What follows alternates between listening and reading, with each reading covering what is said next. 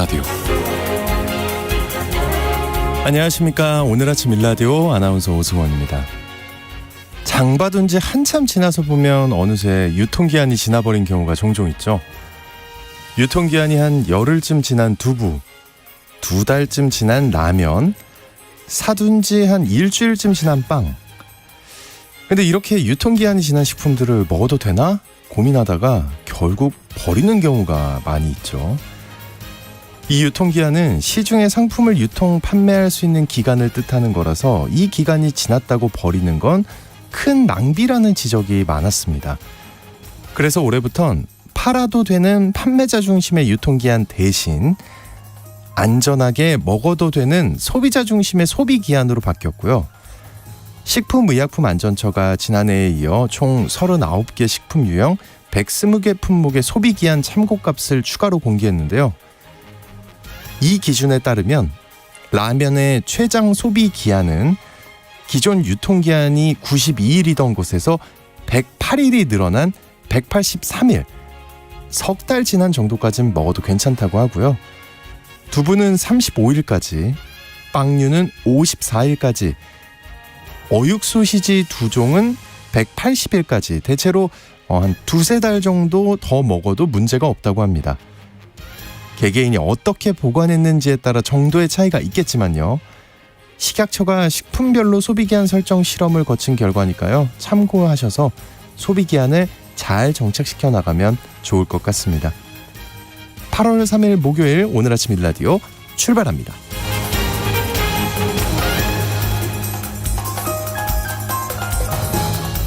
오늘 아침 일라디오 이 시간은 물론 KBS 일라디오의 모든 프로그램은 유튜브 KBS 일라디오 공식 채널이나 모바일 콩 어플리케이션을 통해 실시간으로 함께 하실 수 있습니다. KBS 일라디오 채널 구독과 좋아요, 댓글 많이 부탁드립니다. 자, 오늘 농수산 이슈 살펴보고요. 어른의 성장법 시간에는 요즘 명상을 즐기시는 분들 많은데요. 이런 명상이 정신건강에 어떻게 도움이 되는지 알아보겠습니다. 또 예술로 떠나는 여행 시간에는 문방사호 마지막 편인 벼루의 세계로 예술여행 떠나보겠습니다. 열대야에 이어서 오늘도 폭염이 기승을 부리는데요.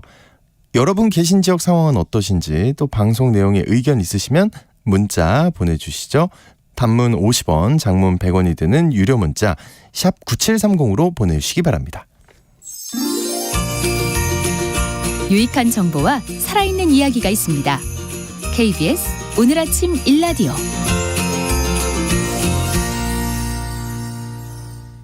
농촌 지역은 지난달 내린 집중호우 피해 수습에 여념이 없습니다. 침수된 논밭에 물이 빠지고 최근 폭염이 지속되면서 병충해 문제도 걱정되는 상황인데요.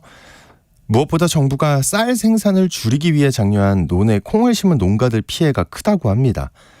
농수산 이슈, 오늘은 침수 피해가 집중된 농콩 재배 현장의 상황 알아보도록 하겠습니다. 한국농정신문의 원재정 기자님 전화 연결되어 있습니다. 안녕하십니까? 네, 안녕하세요. 한국농정신문 원재정입니다. 네, 지난달에 내린 집중호우로 논에 벼 대신 심은 작물의 침수 피해가 컸다고요?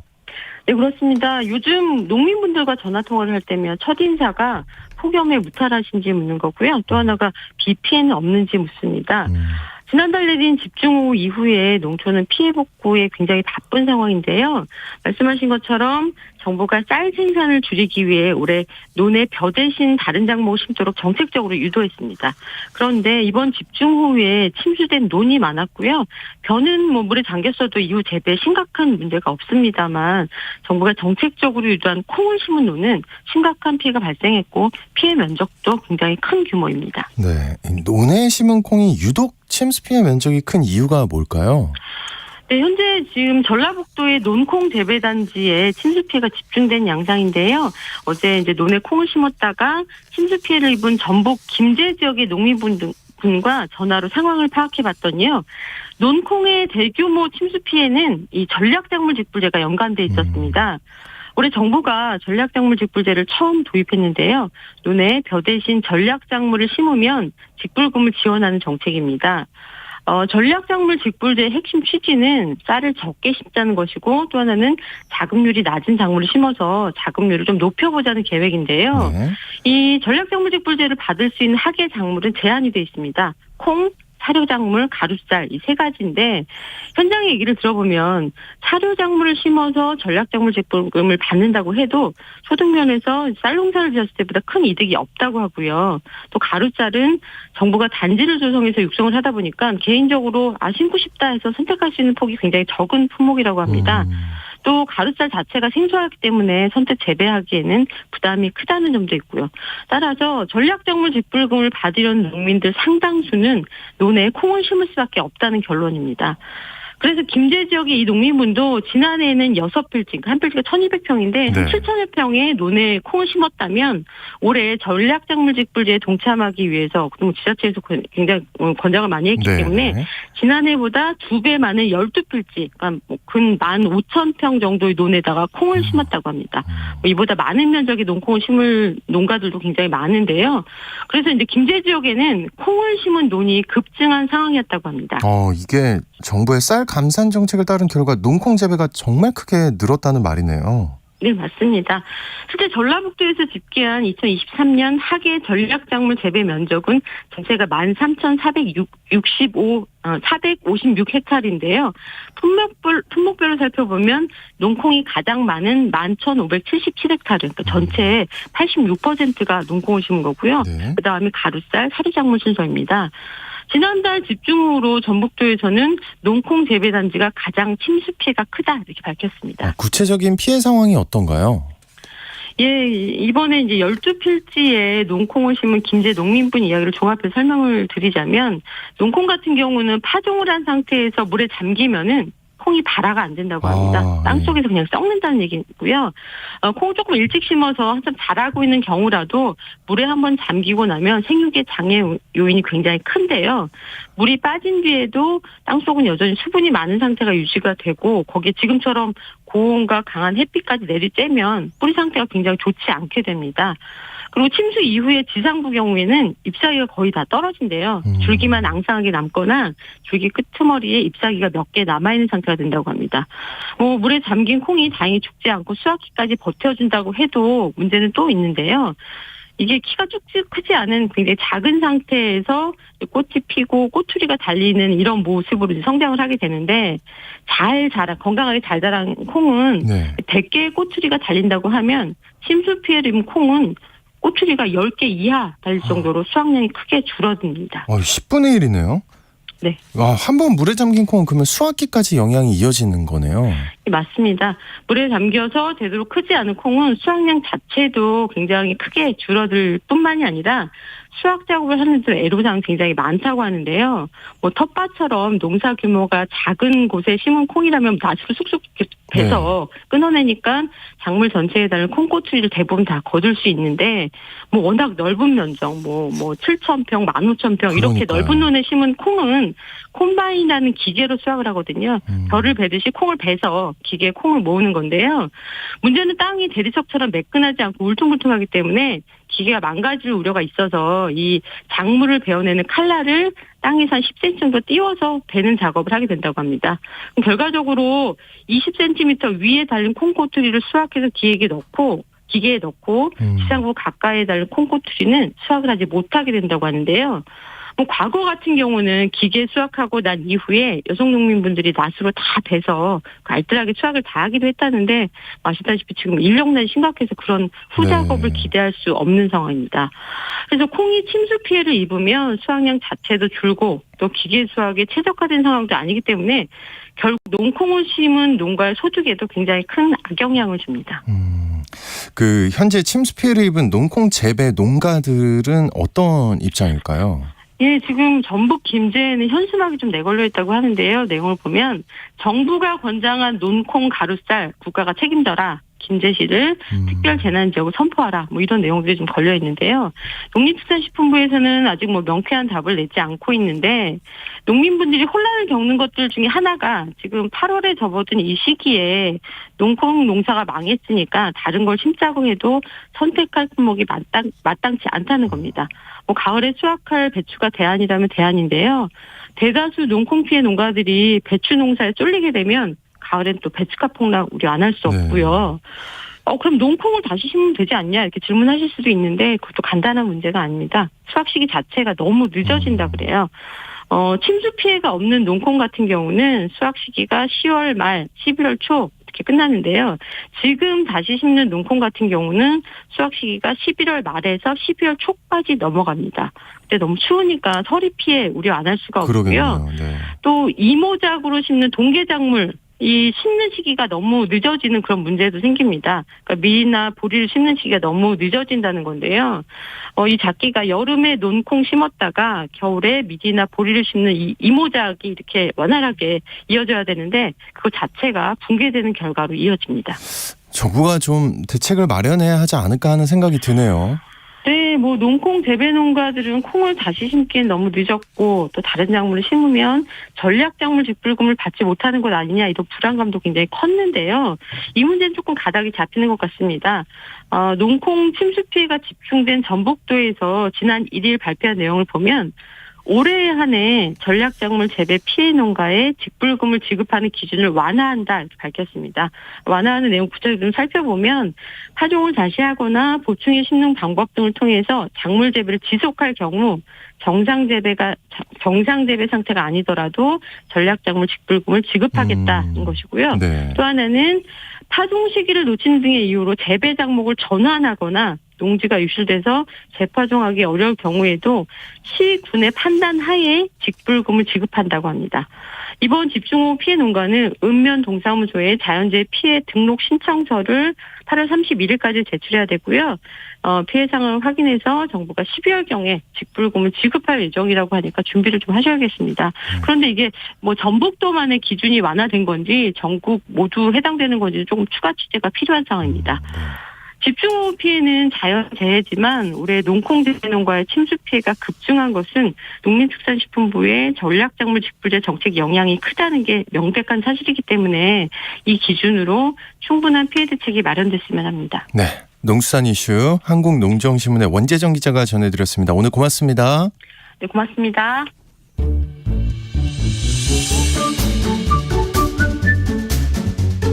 아침을 여는 기분 좋은 습관. KBS 오늘 아침 일라디오.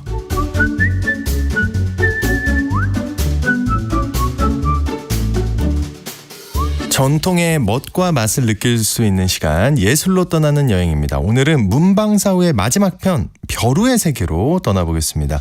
모던 한해 조인선 대표님과 함께합니다. 안녕하십니까? 안녕하세요. 붓과 먹, 한지에 이어서 오늘 벼루 이야기까지 왔네요. 네, 지난주 방송에서 한국의 위상을 높이고 있는 한지 이야기를 들으시고 유럽에서 K 한지의 인기를 실감하고 계시다는 외국에서 살고 계신 지인의 이야기도 들을 수 있었고 또 붓과 먹, 한지까지 했으면 마지막 벼루 이야기도 한번 그렇죠. 들려주셔야 되는 거 아니냐 라는 청취자분들이 계셔서 오늘은 문방사우 지필무견중 연 바로 벼루로 떠나는 예술여행 시간을 가져보도록 하겠습니다. 네, 벼루는 정말 본 지도 오래된 것 같아요. 네. 말도 꺼내본 지 오래된 것 같고요. 요즘 세대들은 이런 생각이 듭니다. 벼루를 아예 모르지 않을까? 아, 그럴 수도 있겠네요. 예. 설명 좀 해주시죠. 네, 지난 시간부터 한국의 문방사우, 붓, 먹, 종이, 벼루에 대해서 말씀을 드리고 있는데요. 예전부터 선비들에게는 이런 말이 전해 내려왔어요. 문방사우의 4가지 보배 가운데 벼루가 으뜸이다. 으뜸이다. 붓과 먹과 종이는 모두가 세월과 함께 없어지지만 오직 벼루만이 평생을 함께할 수가 있다. 라고 했을 정도로 선비들과 가장 오랜 세월을 함께했던 필기구는 바로 벼루였습니다. 그래서 보통 가지고 계신 물건들 중에서 손때 묻고 오래된 물건들이 또 가장 애착이 가잖아요. 그렇죠. 그렇듯이 선비들에게도 벼루는 가장 아끼고 애틋한 소장품이었던 거예요. 야, 평생을 함께 할 수가 있다. 이렇게 생각했다는 것 자체가 그럴 것 같은데 그 만드는 과정들이 다 흥미로웠어요. 네. 붓과 목초, 한지 다. 네. 근데 벼루는 무슨 재료로 어떻게 만드나요?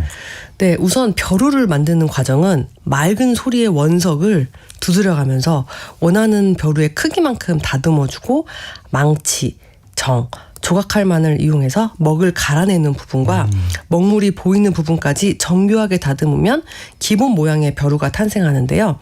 단단한 돌의 특성상 조금만 힘을 줘도 돌에 금이 가거나 깨져버리기 때문에 고도의 집중력이 필요한 정교한 작업입니다. 근데 벼루는 사실 종이나 붓에 비해서 큰 비중이 없지 않았나요? 그 먹을 그냥 물에 녹여 담아서 써도 됐을 것 같은데 어땠을까요? 네, 사실 저도 좀 그렇게 생각을 했는데요. 지필 무견 중에서 벼루는 옛 선비들의 사랑이자 그들이 평생 곁에 두는 가까운 친구라고 생각을 했을 정도로 애지중지했어요. 어느 정도였냐면 옛 선비 문인들은 벼루를 평생의 반려자로 생각을 해서 애지중지. 네. 그래서 특이한 점은 예로부터 중국의 예술의 특색은 기와와 벽돌에 있고 일본 공예의 특색은 목칠에 있으며 조선 공예의 특색은 석공에 있다라고 했을 정도로 예로부터 선비들에게 이 벼루는 돌로 만든 대표적인 문방구이자 특별한 예술품이라고 여겨져 왔던 건데요. 네. 무엇보다도 벼루 문화의 가장 큰 가치는 돌로 된 조각품 자체로서도 큰 의미가 있지만 그 속에 포함된 인문 정신에 있습니다. 옛날 선비 문인들은 벼루를 한낱 돌로 된 물건으로 보지 않고 아주 깊은 의미를 부여해 왔는데요. 벼루는 옛 선비들의 풍류의 전당으로 통하는 교량의 역할을 한다고 생각을 했기 때문입니다. 그래서 벼루의 이 먹을 가는 행위를 수행이라고 여기면서 벼루의 먹을 갈며 철학, 문학, 예술을 논하곤 했기 때문에 이 벼루는 문인들 곁에서 평생을 같이 하는 정신적 동반자라고 생각했을 정도로 아주 각별한 물건이었습니다. 그 벼루에 대해서 여러 표현이 나오고 있는데 거의 네. 뭐 완전 친한 친구처럼 대한 거네요. 네, 그래서 어느 정도였냐면 어떤 선비들은 죽으면 벼루를 같이 순상해달라고 같이 진짜요? 묻어달라고 네. 자기랑 같이 그리고 하도 많이 써서 달아서 못 쓰게 된 벼루는 심지어 땅에 묻어주기까지. 세상에. 네. 그래서 이 벼루를 문인 정신과 선비 문화의 결정체라고도 하는데요. 벼루와 생사고락을 함께하고자 했던 선비 문인들의 행동에서 우리는 학문과 창작을 본분으로 삼던 문인 정신을 배울 수가 있을 것입니다. 네. 사실 누가 보면 사실 좀 보잘것도 없는 작은 돌이지만 그러니까요. 네, 네. 그 은혜로움에 감사와 경의를 표하는 이런 행동들을 통해 정과 의리를 중시하던 선비 정신을 배울 수가 있습니다. 그래서 사라져가는 벼루 문화의 고찰을 통해서 옛날 선비들의 문인 정신과 선비 문화를 다시 한번 찾아내는 작업이 필요할 것 같습니다. 그러면 좋은 벼루의 조건 이런 게 있다면 어떤 걸 얘기할까요? 네, 일단 벼루의 먹을 가는 부분을 연당이라고 하고요. 먹물이 모이는 오목한 부분을 연지라고 하는데요. 그래서 벼루를 만드는 돌은 이 굴곡이 중요하기 때문에 너무 딱딱해도 그렇다고 너무 물렁해도 안 됩니다. 왜냐하면 너무 단단하면 먹이 잘 갈리지가 않고 또 무르면 먹을 갈 때 벼루가 떨어져 나가기 때문에 사실 좋은 벼루돌을 캐내기란 여간 어려운 일이 아니에요. 그리고 또한 벼룻돌은 조각할 수 있는 돌이어야 맞아요. 하기 때문에 매끈한 그 내리막이 있었던 것 같아요. 네, 그래서 이 세밀한 입자 형성이 된 돌을 사용해야 됩니다. 그래서 청해석이라는 돌을 벼룻돌로는 최상품으로 꼽고 있습니다. 그리고 우리나라에는 청해석뿐만 아니라 평안북도의 위원석과 충남의 남포석이 대표적인 벼룻돌로 꼽혔는데 추사 김정희 화백 선생님께서는 남포벼루 3개를 구멍냈다라고 자랑을 할 일화가 전해져 있을 정도로 그 멀리 중국에서까지 이 남포벼루의 명성이 널리 알려졌다고 합니다. 야, 그러니까 추사 김정희 선생님이 글을 엄청나게 써서 네, 그림도 그리시고 그림도 쓰시고, 많이 그리시고 네. 그래서 야, 그렇군요. 근데 그 중국에까지 아까 명성이 네. 널리 알려졌다 그랬잖아요. 네. 벼루의 인기가 어느 정도였길래 그랬을까요? 그 벼루의 인기가 선비들 사이에서 하늘을 찌르자 심지어 조선시대에는 벼루 인플루언서까지 등장을 합니다. 아, 진짜요? 인플루언서요? 네. 바로 돌에 미친 장인 석치정철조님의 등장인데요. 네. 앞에서 살펴보았듯이 조선시대에 벼루의 인기가 하늘 높이 치솟다 보니 이 다양한 종류의 벼루가 생산이 되면서 그중에 명품으로 여겨지는 소장용 벼루까지 따로 나오게 된 거예요. 지금으로 따지면 뭐 벼루메스? 정도로 불러야 될 것 같은데요. 네네. 그중 가장 유명했던 것이 바로 석치라는 호로 불린 정철조님이 만든 명품 벼루였습니다. 석치정철조님은 그야말로 돌과 사랑에 빠진 사람이었어요. 오죽했으면 돌에 미친 바보. 석치라는 호까지. 아, 그 뜻이에요? 네, 석치. 바보 네, 석치. 네. 석치 정철조님은 사실 문과에 급제한 관리 출신으로 과학, 기술, 천문, 수학, 예술에 능했으며 거의 천재네요. 네. 네. 천문 기계와 농기구, 지도까지 직접 만들 정도로 정말 다재다능한 인물이었어요. 네. 네. 한국의 뭐 미켈란젤로 뭐 이런 그 정도로, 분들하고 예. 네, 비교는 될 것 같은데요. 특히 그는 벼루를 만드는 데 있어서 탁월한 재능을 뽐냈어요. 그래서 평소에도 그냥 허리춤에 칼을 차고 다니면서 네. 마음에 드는 돌이 보이면 그 자리에서 바로 깎아서 벼루를 만들어내곤 했답니다. 근데 그 속도가 얼마나 빠른지 보는 사람으로 하여금 감탄을 하게 만들었다고 하니 네. 진정한 벼루의 달인, 경지에 오르셨던 분이었던 것 같습니다. 와, 신기합니다. 아니 그래서 그 정철조님의 인기가 어느 정도였나요, 그러면? 그 서툰 장인이 연장을 나무란다는 속담이 있죠. 네. 그래서 경지에 올랐던 그는 돌의 종류도 가리지 않았고 그 돌이 가지고 있는 모양과 느낌을 최대한 간직하면서 예술의 경지에 오른 벼루를 만들어내게 되는데요.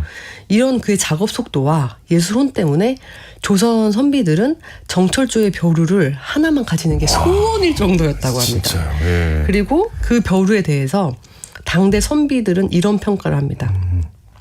그의 벼루는 지금까지 본 천여 개의 벼루 가운데 단연 으뜸이다.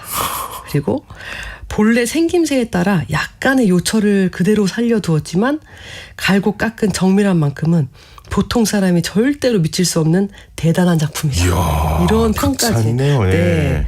하지만 안타깝게도 지금 그의 벼루를 실제로 좀 볼 수 있으면 너무 좋겠는데 정철조님이 깎은 수많은 벼루들 중에 지금까지 전해져 있는 건 하나도 없다고. 없어요? 네. 어떻게 그러죠? 예. 그러니까 다만 이 박영철님이 소장했던 것을 이한복님이 그린 정철조의 벼루 그림, 그러니까 그 벼루의 그림만 지금 전해져 내려오고 있어요. 너무 아쉽네요. 네. 어쨌든 이렇게 선비들의 사랑을 듬뿍 받은 게 벼루인데 혹시 국내에도 이 벼루를 감상할 수 있는 박물관이나 미술관이 혹시 있을까요? 네, 국내에 네. 딱 하나뿐인 벼루 박물관이 있습니다. 있군요. 네. 바로 손원조 관장님께서 운영 중이신 경주 화랑로 경주 읍성 인근에 위치한 취연 벼루 박물관인데요. 이름 자체도 벼루에 취했다라는 의미를 가진 정말 이름 자체만으로도 너무 멋진 박물관입니다. 네. 2019년에 개관을 해서 다양한 벼루를 모아놓은 벼루 전문 박물관인데요. 여기에도 어쨌든 그 없다는 거죠? 없어요. 정철조님의 그 전설의 벼루는 없습니다. 네네네. 네. 그래서 그동안 국립박물관이나 대학박물관 등에서 이제 일부 정도의 벼루 수십 점 정도 이렇게 전시하는 것 정도만 있었지만 이렇게 벼루만 전문적으로 전시하는 박물관은 전국의 취연 이 벼루 박물관이 유일합니다. 그래서 삼국시대 흑벼루를 시작으로 고려시대의 풍자벼루, 조선시대의 오석벼루, 자석벼루, 옥벼루, 수정벼루는 물론 나무로 만든 나무벼루, 네. 쇠벼루, 도자기벼루 등 100여년 전에 만들었던 벼루 100점 이상을 선을 보이고 있는데요. 네. 하지만 관장님이 소장하신 벼루가 무려 1,500점에 달한다고 하세요. 일부만 보여주는 거군요. 네. 그래서 이 가운데 100점씩 정도만 네. 전시를 하고 계시는데 나머지 1,400점 정도는 수장고에 보관을 하시면서 이제 기획전이나 특별전 같은 컨셉에 따라 벼루를 나눠서 전시를 하고 계십니다. 그리고 벼루뿐만 아니라 120년 된 종이, 그리고 105년 된 먹, 그리고 벼루를 갈 때 쓸 물을 담아두는 그릇인 연적, 그리고 벼루나 먹을 넣어두는 나무 상자인 연갑, 또 벼루와 먹을 담아주는 작은 책상인 연상, 먹이나 물감이 묻은 붓을 빠는 그릇 필세, 그리고 책장이나 종이가 바람에 날리지 않도록 눌러두는 물건인 문진 등 이 다양한 문방사호를 진짜 함께 다양하네요. 네, 네. 구경할 수 있으니까 이번 휴가 때 혹시나 경주를 방문하실 예정이신 분들은 꼭 한번 이 취연 벼루 박물관에 방문하시는 것을 추천드리도록 하겠습니다. 네. 저도 듣다 보니까 정말 한 번쯤 가봐야겠다 네. 이런 생각이 정말 진심으로 드는데 네. 알겠습니다. 예술로 떠나는 여행 오늘 벼루 이야기까지 문방사우 예술여행 지금까지 함께 했고요. 모던한의 조인선 대표님 나오셨습니다. 고맙습니다. 감사합니다.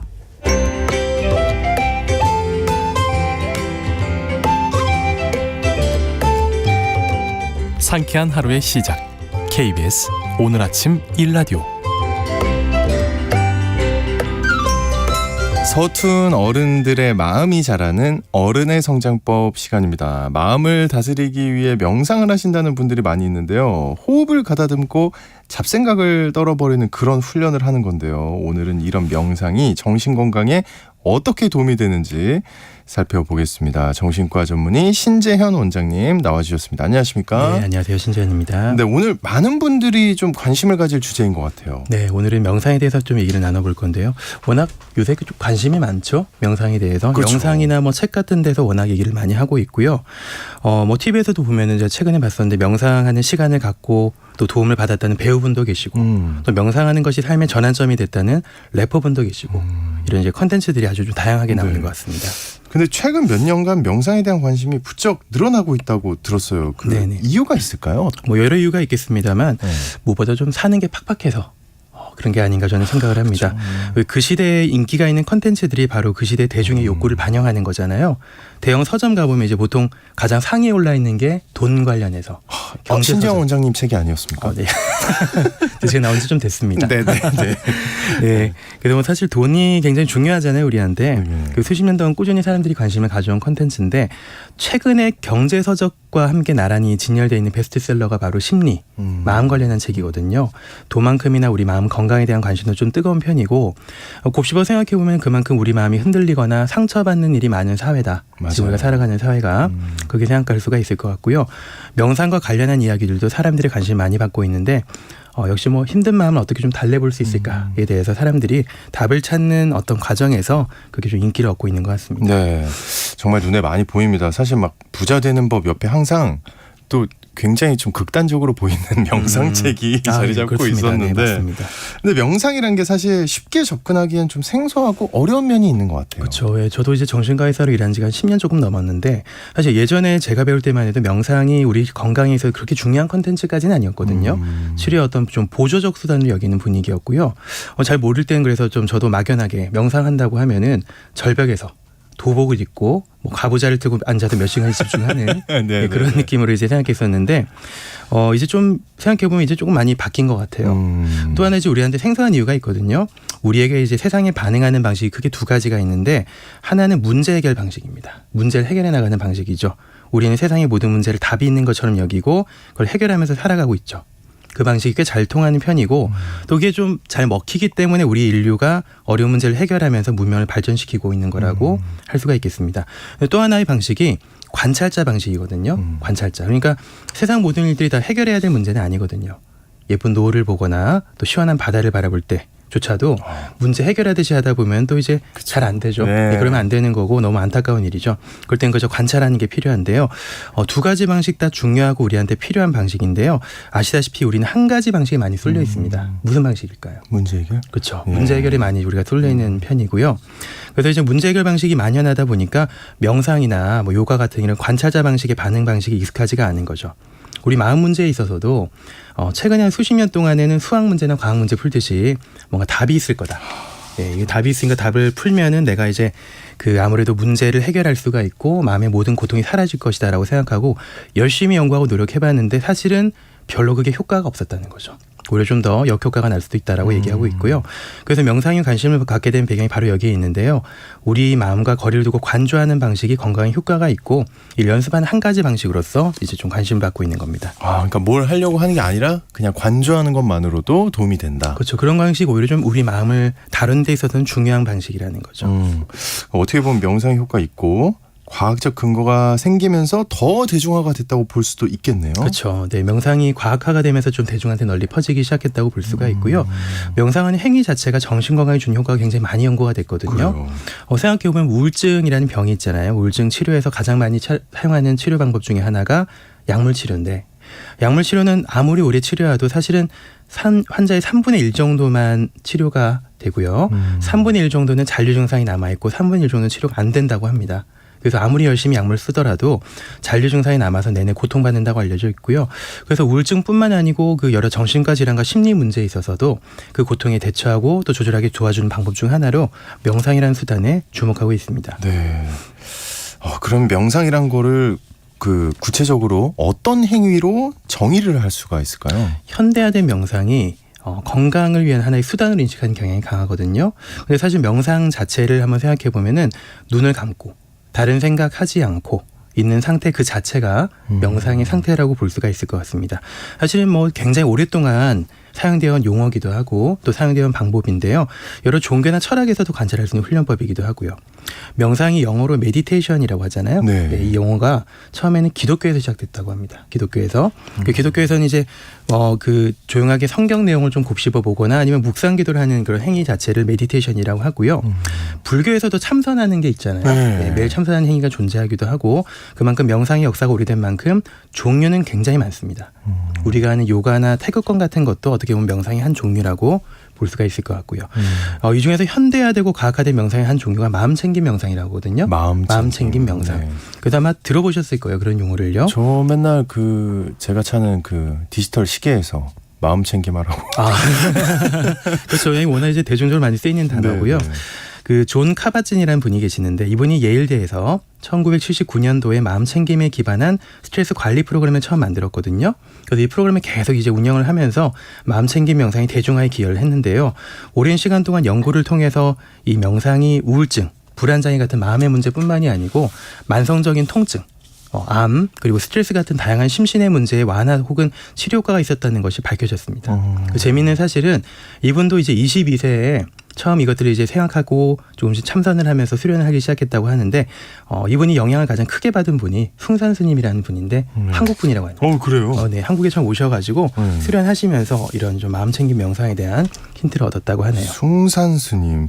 네. 그렇군요. 마음챙김이 그렇게 시작이 되는지 몰랐습니다. 그런데 명상이 대중화됐다고 하긴 하는데 사실 막상 그 마음챙김 명상을 어떻게 시작해야 할지 막막한 느낌이 들기도 해요. 네, 그렇죠. 마음챙김 명상을 접할 수 있는 경로가 아주 다양하거든요.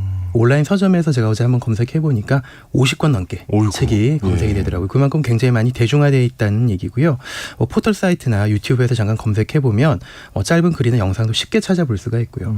아마 청취자분들께서도 잠깐만 시간 내서 찾아보셔도 명상 이렇게 하는 거구나 하는 것을 짧게 맛보게 할 수 있는 이제 그런 내용들을 찾을 수가 있을 거고요. 예전처럼 이제 속세와 인연을 끊고 고행을 꼭 해야지만 접할 수 있는 것은 아니라는 거죠. 근데 이제 중요한 포인트 중에 하나가 명상은 지식으로 하는 게 아니고 결국 직접 경험을 해야 되는 거거든요. 그래서 쉬운 지침을 가지고 반복해서 꾸준히 감각을 익혀가는 게 중요합니다.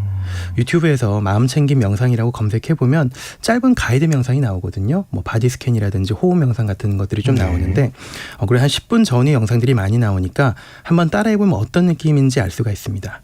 또 명상 관련된 앱도 굉장히 많이 나와 있거든요. 아까 그 스마트폰에서 이제 알람 뜰 때 나온다고 하셨는데 그 명상 관련 앱이 굉장히 많이 나와서 쉽게 따라할 수가 있고요. 또 이제 어떤 설정이 가능한데 저 한번 해보니까 매일 일정한 시간에 알람이 울리면은 명상 가이드를 따라해라. 라는 식의 설정도 가능하니까 매일 습관 들이는 게 조금 도움이 될 것 같습니다. 물론 이제 요즘에는 직접 배우는 경로가 굉장히 다양해졌거든요. 마음챙김 명상을 배우는 명상 수련원도 곳곳에 굉장히 많고요. 또 주변에 요가원이라든지 배울 수 있는 것이 굉장히 많으니까 직접 찾아가서 배우시는 것도 좋은 경험이 될 거라고 생각을 합니다. 이 마음챙김 명상을 통해서 그러면 우리는 어떤 것들을 좀 얻을 수가 있을까요? 네, 몇 가지 요소들이 있는데요. 중요하게 연습해야 되는 요소가 이제 한 3가지 정도로 꼽을 수가 있을 것 같습니다. 첫 번째가 판단하지 않기. 판단하지 않기. 비판단. 판단을 통해 우리가 좀 문제를 많이 접하게 되잖아요. 우리는 항상 주변의 것들이나 마음에 떠오른 것에 대해서 좋다 나쁘다 식의 평가를 하고 그 평가 판단 때문에 에너지를 많이 쏟게 되죠. 우리가 판단하는 순간부터 좋다 나쁘다에 올가미에 딱 걸리게 되니까 벗어나기 힘들고 발버둥 치게 되면서 계속 거기에 에너지와 시간을 쏟게 되는 것이 문제입니다. 그래서 이런 판단의 올가미에서 벗어나서 그저 알아차리고 지켜보는 데 집중하는 데 있어서 이제 명상이 좀 도움이 될 것이고요. 두 번째 요소가 탈중심화입니다. 탈중심화. 탈중심화라는 것은 중심화에서 이제 벗어난다는 건데요.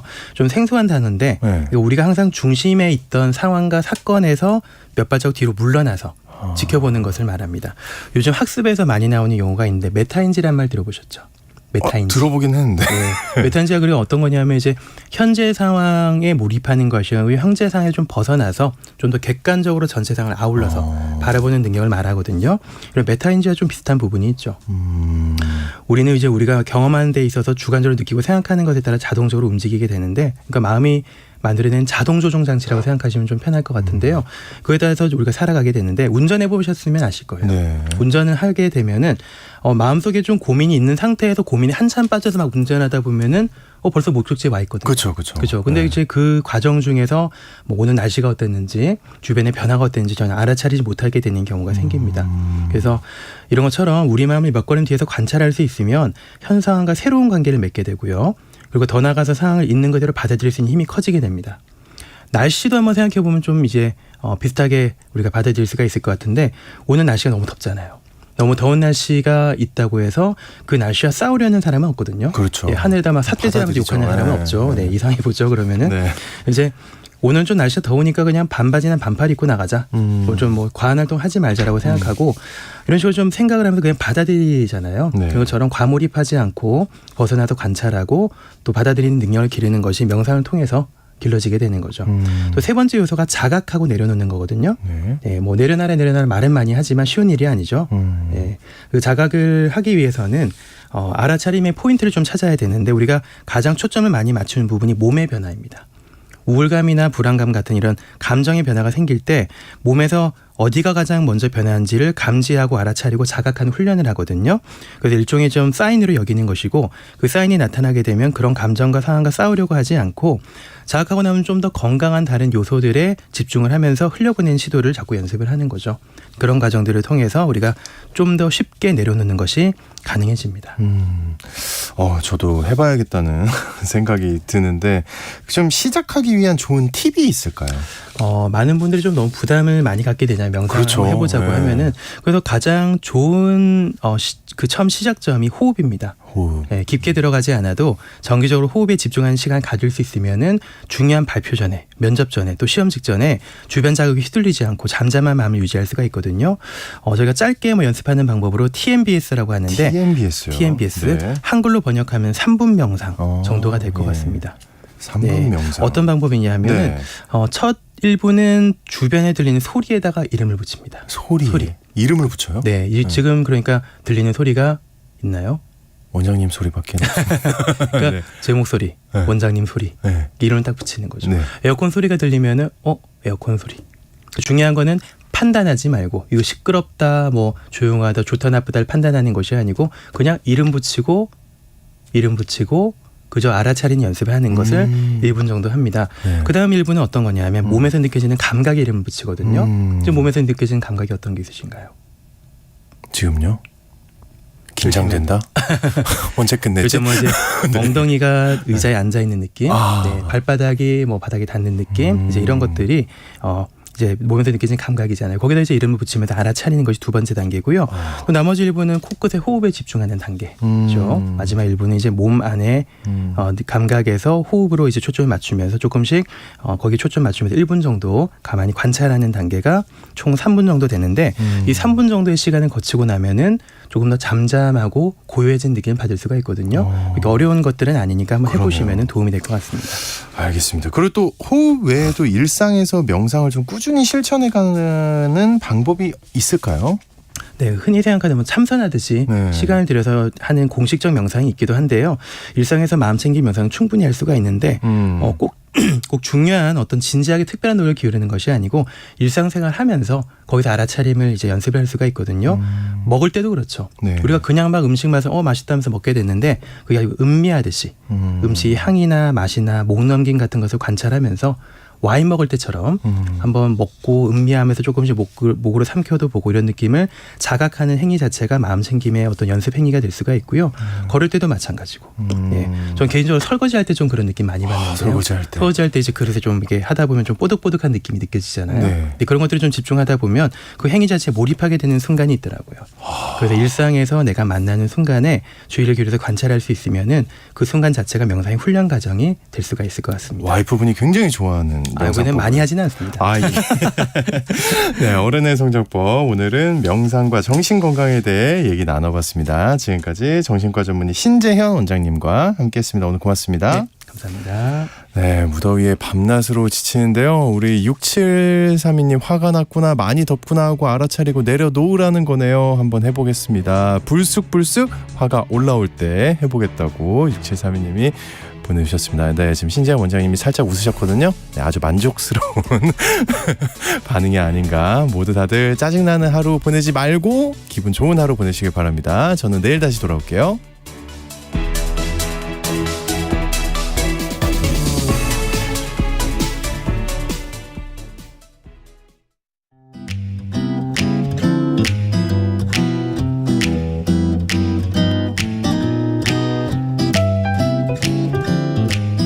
안녕하세요. 바른말 고운말입니다. 영화나 드라마를 찍는